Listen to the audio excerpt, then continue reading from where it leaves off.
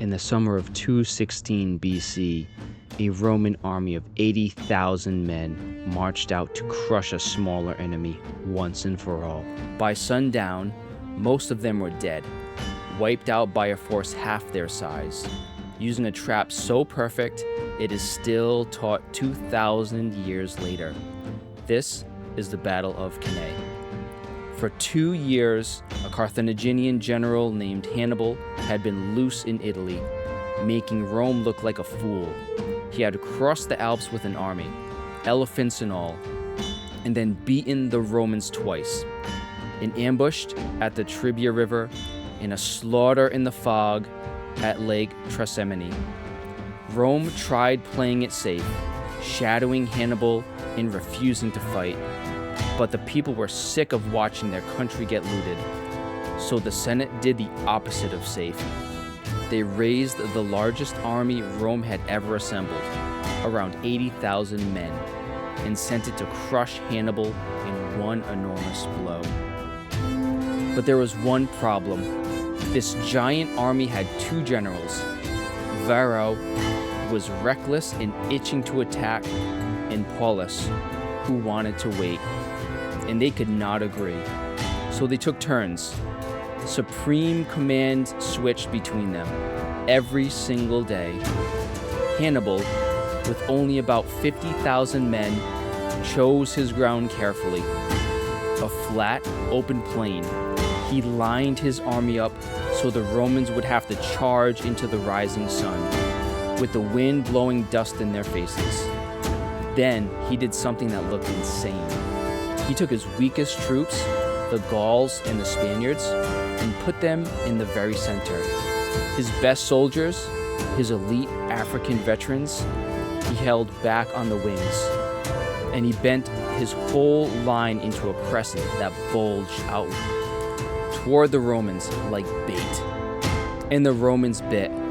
They packed their infantry into one gigantic dense block, a human battering ram, and slammed it straight into Hannibal's weak center. The center buckled. The crescent bent backward, but it did not break.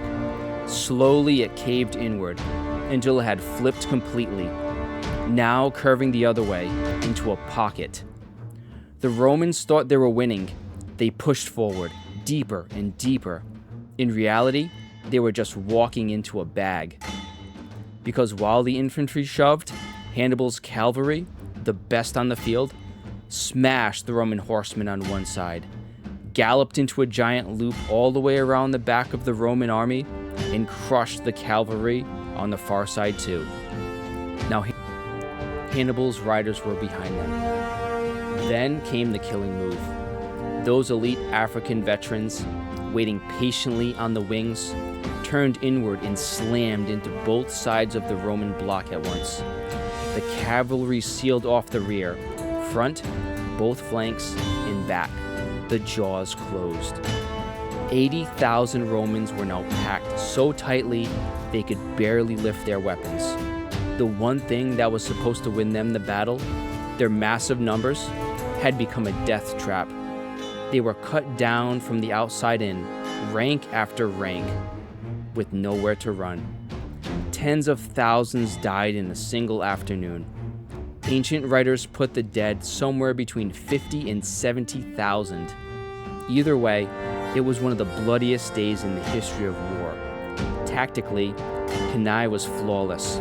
A smaller army had completely surrounded and destroyed a larger one. To this day, generals still dream of pulling off a Cannae, and it is studied at military academies around the world. Hannibal's cavalry commander, Maharbal, begged him to march on Rome at once and finish it. Hannibal hesitated, and the story goes, Maharbal snapped. "You know how to win a victory, Hannibal, but not how to use one." He may have been right, because here's the twist. After the worst defeat in its history, an entire army gone in an afternoon, Rome did not surrender. It refused to even discuss peace.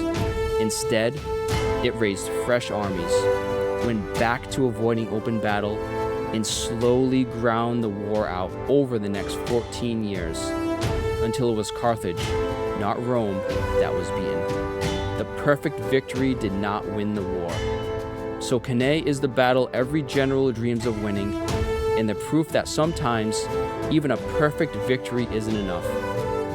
If you like impossible battles, subscribe. There are plenty more where this came from. Thanks for watching.